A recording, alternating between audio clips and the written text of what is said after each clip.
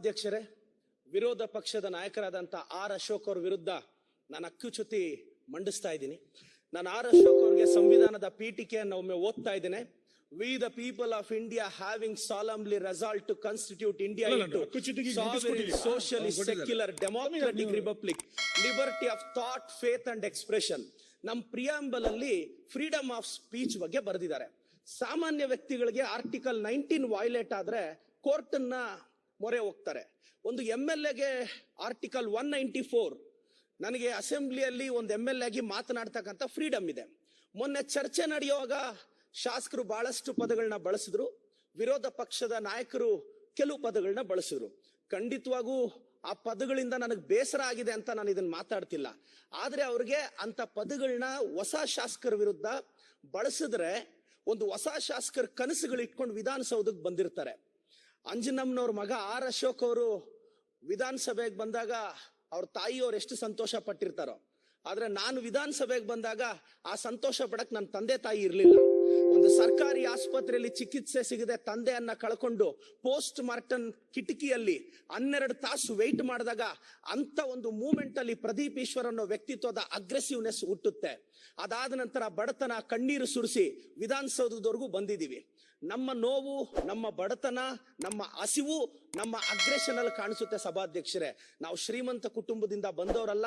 ಪೆರೇಸಂದ್ರದ APMC ಮಾರುಕಟ್ಟೆಯಲ್ಲಿ ಮೂಟೆ ಹೊತ್ತವನು, tractor ಓಡಿಸಿದವನು, ತೋಟಕ್ಕೆ ನೀರು ಕಟ್ಟಿ ಬದುಕನ್ನ ಕಟ್ಕೊಂಡವನು. ಇವತ್ತು ಮೊದಲ ಬಾರಿ ವಿಧಾನಸಭೆಗೆ ನಾನು MLA ಆಯ್ಕೆಯಾಗಿ ಬಂದೆ. ಕೆಲವರು ವಿರೋಧ ಪಕ್ಷದವರು, BJP ಸದಸ್ಯರು ಕೆಲವು ಪದಗಳನ್ನ ಬಳಸ್ತಾರೆ. ಆ ಪದಗಳು ನಿಜವಾಗ್ಲೂ ಅವ್ರು ಬಳಸೋದಿಕ್ಕೆ ಅಷ್ಟು ಅರ್ಹತೆ ಖಂಡಿತವಾಗೂ ಕೆಲವು ಪದಗಳನ್ನ ಅವ್ರು ಬಳಸ್ತಿದ್ದಾರೆ. ನಾನು ಗೆದ್ದ ನಂತರ ಇವತ್ತು ನನ್ನ ತಂದೆ ತಾಯಿ ಸೂಕ್ತ ಸಮಯಕ್ಕೆ ಚಿಕಿತ್ಸೆ ಸಿಗಲಿಲ್ಲ ಅಂತ ನಾನು ಗೆದ್ದ ನಂತರ ನನ್ನ ಸ್ವಂತ ಖರ್ಚಿನಲ್ಲಿ 10 ಆಂಬ್ಯುಲೆನ್ಸ್ ಬಿಟ್ಟಿದ್ದೀನಿ ಸಭಾಧ್ಯಕ್ಷರೇ. ನನ್ನ ನೋವನ್ನ ವ್ಯಕ್ತಪಡಿಸಕ್ಕೆ ಬಿಡಿ ಸಭಾಧ್ಯಕ್ಷರೇ. 10 ಆಂಬ್ಯುಲೆನ್ಸ್ ಬಿಟ್ಟು 12 ನಿಮಿಷದಲ್ಲಿ ಸಭಾಧ್ಯಕ್ಷರೇ ದಯವಿಟ್ಟು ತಾವು ಅವಕಾಶ ಕೊಟ್ಟು ನಾನು ವಿರೋಧ ಪಕ್ಷದ ನಾಯಕರಿಗೆ ಪ್ರದೀಪ್ ಅವರೇ, ನೀವು ಮಾತ್ರ ನಾವು ಹೇಳೋದು ಸ್ವಲ್ಪ ಕೇಳಬೇಕು. ನೀವು ನಿಲ್ಲುವ ಸೂಚನೆ ಮಂಡಿಸಿದ್ರಿ. ಈ ಅಸೆಂಬ್ಲಿ ಒಳಗಡೆ ಏನಾಗಿದೆ ಅದರ ಬಗ್ಗೆ ಮಾತು ಬನ್ನಿ. ಇಲ್ಲ ನಾನು ಹೇಳ್ತಾ ಇದ್ದೀನಿ. ಆಯ್ತು, ಅದಕ್ಕೆ ಒಳಗೆ ಏನಿದೆ ಅದಕ್ಕೆ ಸೀಮಿತವಾಗಿ ಬನ್ನಿ ಅಂತ ಅರ್ಥೈಸ್ತಿದ್ದೀನಿ ಸಭಾಧ್ಯಕ್ಷರೇ. ಇವತ್ತು ಒಂದ್ ನಿಮಿಷ ಸಭಾಧ್ಯಕ್ಷರೇ, 10 ಆಂಬ್ಯುಲೆನ್ಸ್ ಬಿಟ್ಟು 12 ನಿಮಿಷದಲ್ಲಿ ನನ್ನ ಅಸೆಂಬ್ಲಿಯಲ್ಲಿ ನನ್ನ ಸ್ವಂತ ದುಡ್ಡಲ್ಲಿ ನಾನು ಜನರನ್ನ ಕಾಪಾಡ್ತಿದ್ದೀನಿ. ಅದಕ್ಕೆ ಅವ್ರು ಇಂಥ ಪದಗಳು ಬಳಸ್ತಾರೆ. ನಾನು ಗೆದ್ದ ನಂತರ ಡಿಜಿಟಲ್ ಕ್ರಾಂತಿಗೆ ಮುನ್ನುಡಿ ಬರಿತಾ ಇದ್ದೀನಿ. ಆ ಕಾರಣಕ್ಕೆ ಇವರು ಪದಗಳು ಬಳಸ್ತಾರೆ. ಅಪ್ಪ ಅಮ್ಮ ಇಲ್ದಿರೋ 52 ಮಕ್ಕಳಿಗೆ ನಾನು ದಾರಿ ದೀಪ ಆಗಿದ್ದೀನಿ, ಅದಕ್ಕೆ ಈ ಪದ ಬಳಸ್ತಾರೆ. ಆರ್ ಅಶೋಕ್ ಅಣ್ಣ ಅವರೇ, ದಯವಿಟ್ಟು ಅಂತ ಪದಗಳು MLAಗಳು ಬಳಸ್ಲಿ, ನಾವು ಫೈಟ್ ಮಾಡ್ತೀವಿ. ವಿರೋಧ ಪಕ್ಷದ ನಾಯಕರು, ತಮ್ಮ ಬಗ್ಗೆ ನಮ್ಗೆ ಅಪಾರವಾದ ಗೌರವ ಇದೆ, ಅಂತ ಪದಗಳನ್ನ ತಾವು ಬಳಸ್ತೀರಾ, ನನಗೆ ಬಹಳ ಬೇಸರ ಆಗುತ್ತೆ ಸಭಾಧ್ಯಕ್ಷರೇ.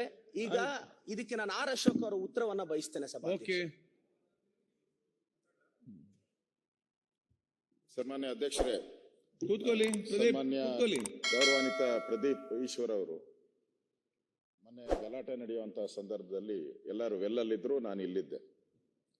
ಆ ಸಂದರ್ಭದಲ್ಲಿ ನಾನು ಕೆಟ್ಟ ಪದ ಉಪಯೋಗ ಮಾಡಿದ್ದೀನಿ ಅಂತ ಅವರು ನನ್ನ ಬಗ್ಗೆ ನಿಮಗೆ ಅವಾಚ್ಯ ಶಬ್ದಗಳು, ಕೆಟ್ಟ ಅಂದ್ರೆ ಅದನ್ನೇ ಅವಾಚ್ಯನೇ ನಿಮ್ಮ ಲೆಕ್ಕದ ಅಂತ ಹೇಳಿದ್ದಾರೆ.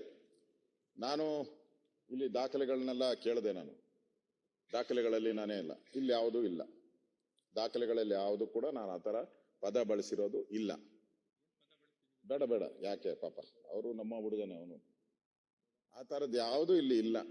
ನಾನು ಅದನ್ನು ದಾಖಲೆ ಏನು ಇಲ್ಲ ಅಂತ ಹೇಳಿದ್ದಾರೆ. ಅದರಿಂದ ಈಗ ಪ್ರದೀಪ್ ಈಶ್ವರ್ ಅವರು ರೋಷ ವೇಷದಲ್ಲಿ ಭಾಷಣ ಮಾಡೋ ಬಹಳಷ್ಟು ಪದಗಳು ಅವರು ಉಪಯೋಗ ಮಾಡಿದ್ದಾರೆ.